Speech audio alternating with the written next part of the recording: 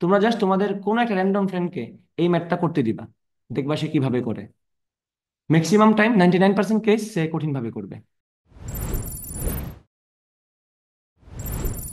মনে করো আমার এখানে একটা বস্তু রাখা আছে, এই যে একটা বস্তু এখানে রাখা আছে, যেটা যে কোনো ভরের বস্তু হতে পারে বস্তুটা।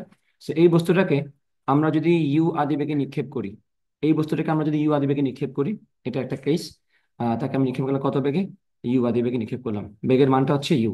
আরেকটা কেস বললাম, আরেকটা বস্তুকে আমরা একটা তল বরাবর, যেটা আনত আনত আনত তল, থিটা কোণে আনত তল, সেই তল বরাবর তাকে আমরা মনে করো এখানে এক্স্যাক্টলি সেম বেগে কিক করলাম, অথবা তাকে আমরা শুট করলাম বা টোকা দিলাম, সে এই তল বরাবর উঠবে। ঠিক আছে। আর একটা বস্তুকে মনে করে আমরা সুতা দিয়ে বেঁধে, একটা বস্তুকে মনে করে আমরা সুতা দিয়ে বেঁধে, এই যে এইভাবে বেঁধে সুতা দিয়ে তাকে আমরা ইউ বেগে টোকা দিলাম, সে ঘুরতে ঘুরতে এইভাবে এই পথটা প্রদক্ষিণ করবে। আরেকটা বস্তুকে মনে করে আমরা আরেকটা বস্তুকে মনে করে আমরা ইউ বেগে ভূমির সাথে আলফা কোণে ইউ বেগে নিক্ষেপ করলাম। সবগুলা ক্ষেত্রে কোন ব্যাপারটা কমন বলো তো? বেগের মানটা সেম। তাহলে আমরা সবগুলো ক্ষেত্রেই মনে করে থাকি 20 মিটার পার সেকেন্ড বেগেই মারছি। একটা হচ্ছে একদম সোজা উপরের দিকে, একটা হচ্ছে এই তল বরাবর থিটা কোণে, একটা হচ্ছে বৃত্তাকার গতিতে মানে সুতা দিয়ে ঝুলিয়ে তাকে ইউ বেগে আমি লঞ্চ করতেছি, একটা হচ্ছে প্রাসের গতিতে। প্রাসের গতি ভুলেও ভাববা না ফুল সিলেবাসের টপিক, প্রাসের গতি তোমার মেইন সিলেবাসের টপিক, কারণ ম্যাথের গতিবিদ্যা প্রাস ছিল। তো স্যার যদি দিয়েও দেয়, যেটা স্যার বলতেছে ফুল সিলেবাস দিবে, প্রাসের গতি তোমার কিন্তু ফুল সিলেবাসের অংশ, ম্যাথ থেকে আইনা তোমার এখানে মনে করতে হবে এটা। তো এখানে এটাকে ইগনোর করার কোনো সুযোগ তোমাদের হাতে আসলে নাই। ঠিক আছে।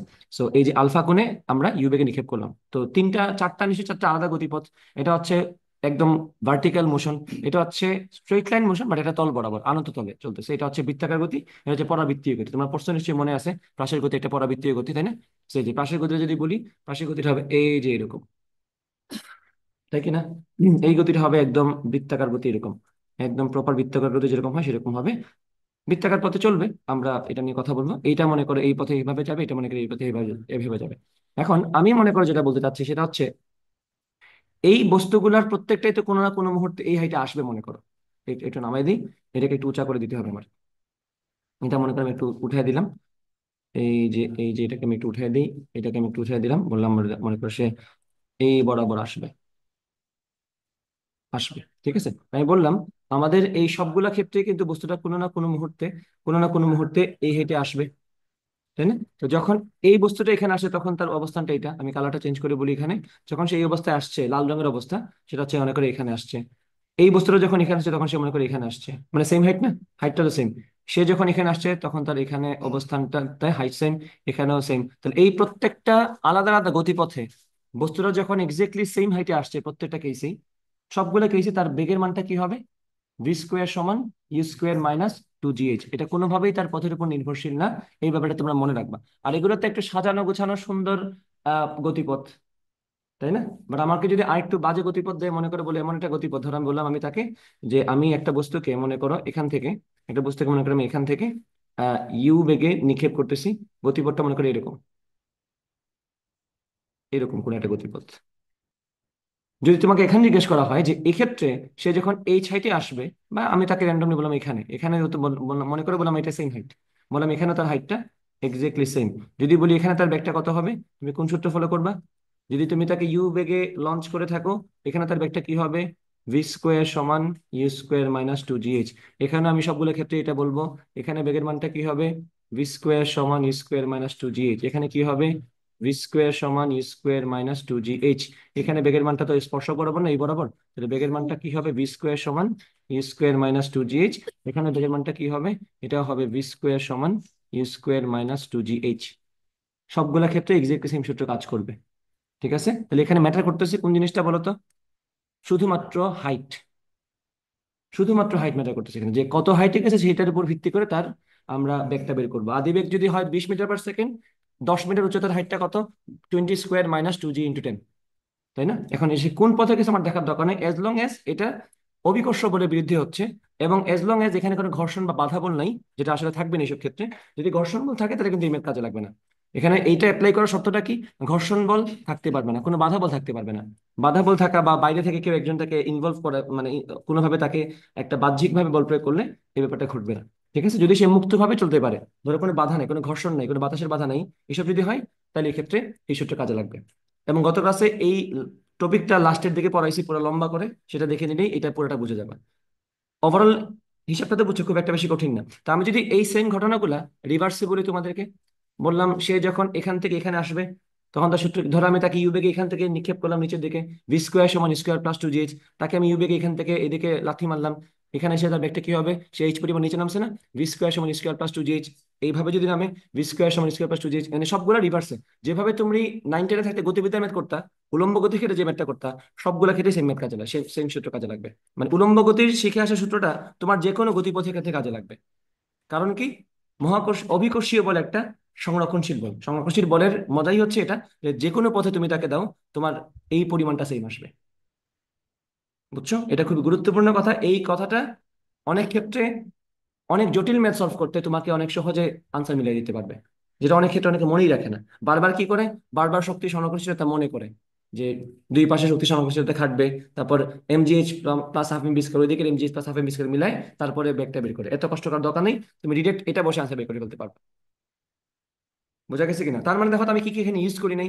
আমার মোটেও দেখার দরকার পড়ে নাই এখানে থিটা কত, আমার একবার দেখার দরকার পড়ে নাই এখানে আলফা কত, দেখার দরকার পড়ছে একবার, কিন্তু আমি দেখিনি এটা। তার মানে থিটা আলফা এখানে কোনো ইউজই নেই। যদি ইউজ থাকতো তাহলে তো এখানে আমরা আনসার করতেই পারতাম না, এটা তো কোনো শেপের মধ্যে পড়ছে, আমি জানিও না। কি বুঝতে বুঝতে পারছো? হুম, একদম লাগিয়ে দিবা, হ্যাঁ, লাগিয়ে দাও। ঠিক আছে। গত ক্লাস করছিলা রেকর্ডেড অনলাইনেরটা? আচ্ছা ঠিক আছে। এইটুকু ক্লিয়ার?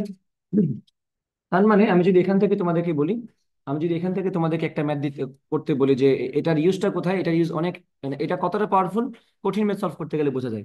ধরো তোমাকে বললো আমি একটা বস্তুকে এখান থেকে, তোমরা জাস্ট তোমাদের কোন একটা র্যান্ডম ফ্রেন্ডকে এই ম্যাথটা করতে দিবা, দেখবা সে কিভাবে করে। ম্যাক্সিমাম টাইম 99% কেস সে কঠিন ভাবে করবে। ধরো আমি তোমাকে বললাম যে এই যে ম্যাথটা, এই ম্যাথটা বললাম 20 মিটার পার সেকেন্ড বেগে, 20 মিটার পার সেকেন্ড বেগে একটা বস্তুকে আমরা ভূমির সাথে, বা এই যে তলের যে অনুভূমিক রেখা, সেই অনুভূমিক রেখার সাথে আমরা তাকে 30 ডিগ্রি কোণে নিক্ষেপ করলাম।